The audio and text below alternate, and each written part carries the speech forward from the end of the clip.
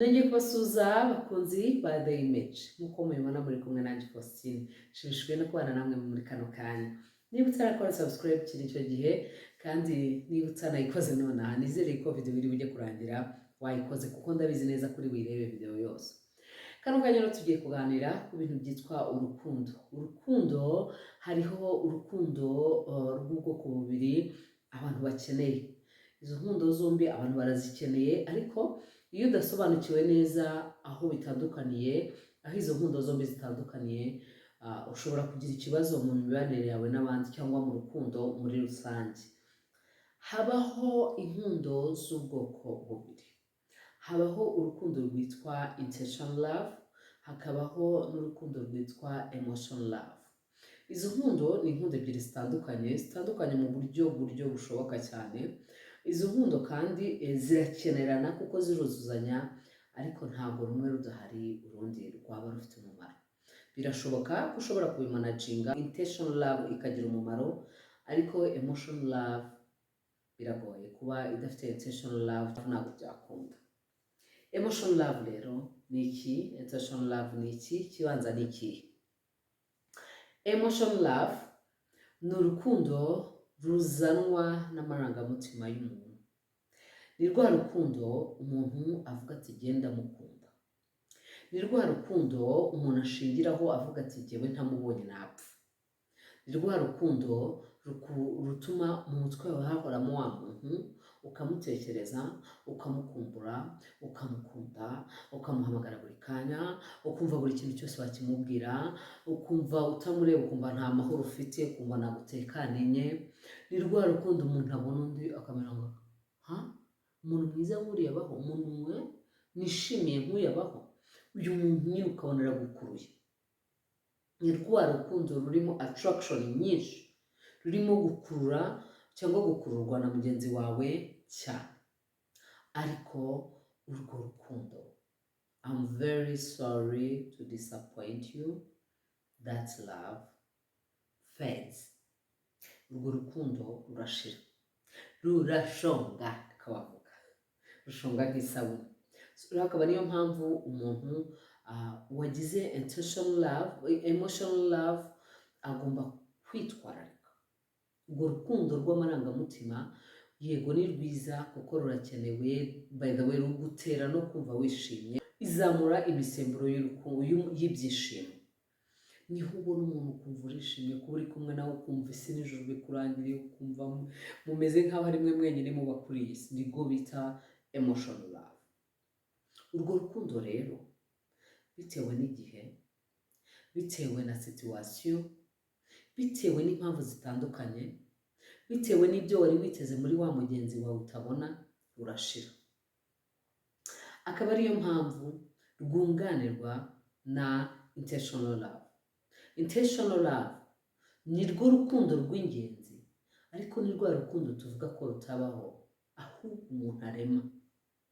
Ni urukundo umuntu arema rukaza rukubaka umubano wanyu. Ni ukuvuga iki? Ni rwa rukundo rugusunikira cyangwa se njye mbyita nka responsibility. Ni ugufata responsibility kuri mugenzi wawe, ukumva ko kumukunda ntubimubwire ntacyo bimaze. Ushobora kumukunda ukanasara, ugahwira, ntusinzire, nturye, mbese ukumva amaraso n'imisemburo ibintu byose ntibigenda neza kubera kumukunda ariko ntubimubwire. Ukamukunda akarwara nk'umurwazi ariko uramukunda. Ugazigana rwa rukundo rwa emotional love n'urundi rukundo rwo ku munwa, ugasigara umukunda ubizi neza kuri sincere ariko ntiwibuke anniversaire ye. Ukamukunda ariko ntumusuhuze, ntumuhamagare, mubaze ngo waramutse ute, mumeze ute. Intentional love rero ni urukundo umuntu arema runyura wa muntu. Ni ibikorwa umuntu akora biherekeza ya emotional love.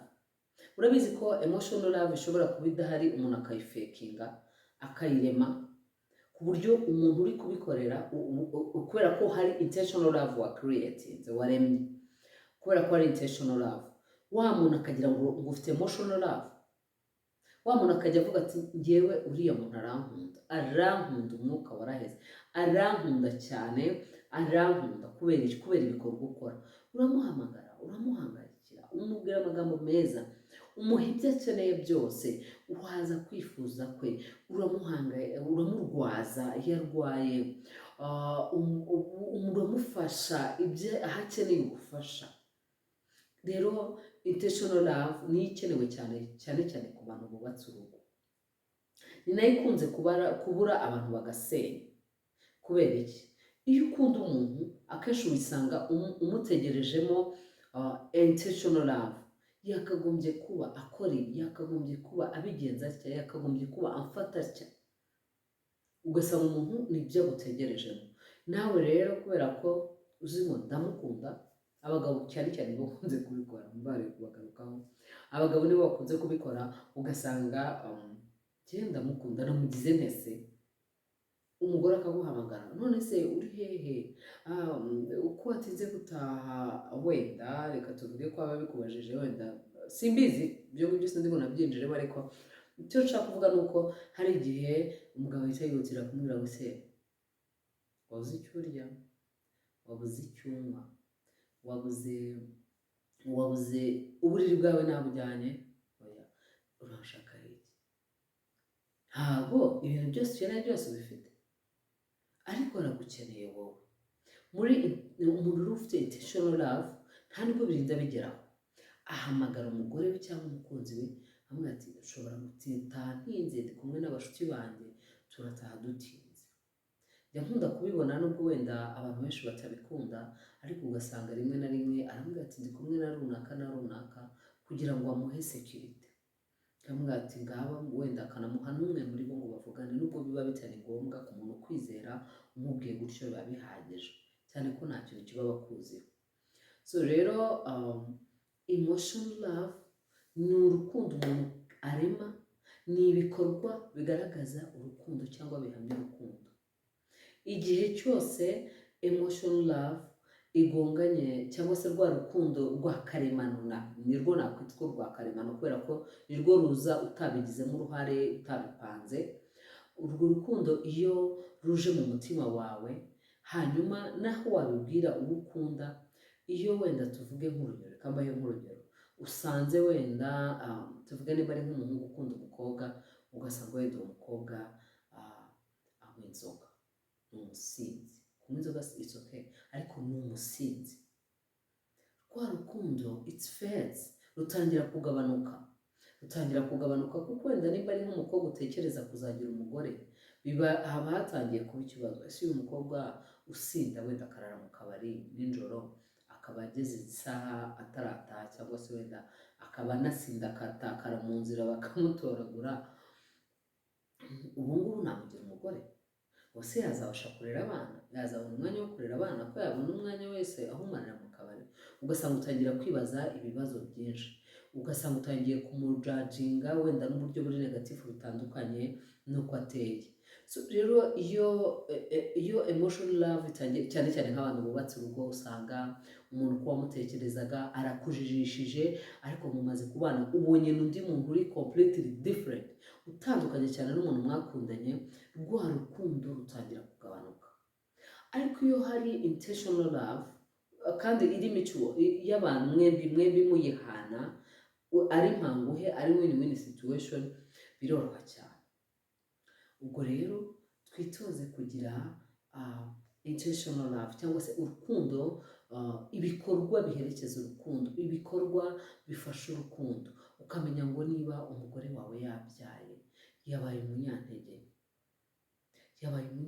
nke, ushobora kumufasha utuntu duke, ariko ibimenyetso by'urukundo, ibigaragaza ko you put yourself in her shoes, wishyira mu mwanya we, ukumva ese mu by'ukuri mbaye ari njyewe, waraye ijoro umwana anyonka, wenda urumva kenshi iyo umugore yabyaye amara iminsi runaka mu cyumba cye, ariko nawe aho uri uba uri kumva amarira y'umwana.